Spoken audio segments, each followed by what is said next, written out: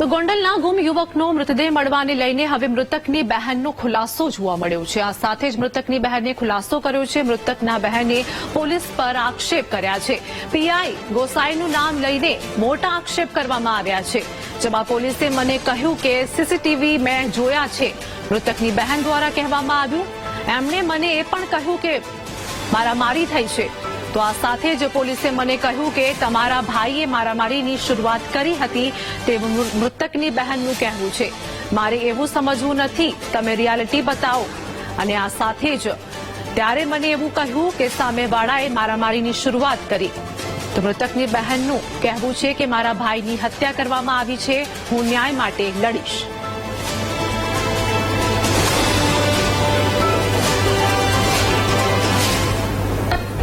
कि मैंने CCTV footage देखा है।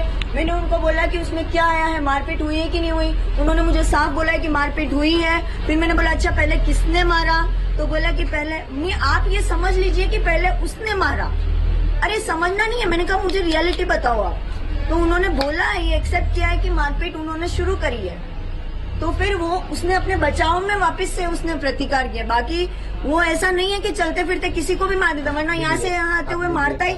काम कीजिए आप, मीडिया को इंटरव्यू आप दीजिए। नहीं, मेरे को इंटरव्यू नहीं देना, मैंने बता दी मेरी इतनी बात है बस। अब मेरे को मेरे भाई को लेके जाना है बस, ठीक है। ये साफ मर्डर है और इसके अब मैं इसके लिए लड़ूंगी।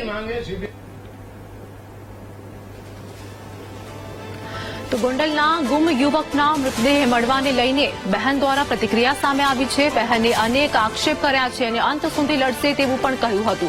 બહેને પોલીસ પર આક્ષેપ કર્યા છે, જેમાં પીઆઈ ગોસાઈનું નામ લઈને મોટા આક્ષેપ કરવામાં આવ્યા છે। ઘટના અંગે વાત કરી કે ગોંડલના ગુમ યુવકને લઈને મૃતદેહ મળવાને લઈને બહેન દ્વારા આક્ષેપ કરવામાં આવ્યા છે। પોલીસે મને કહ્યું કે ભાઈએ મારામારીની શરૂઆત કરી હતી।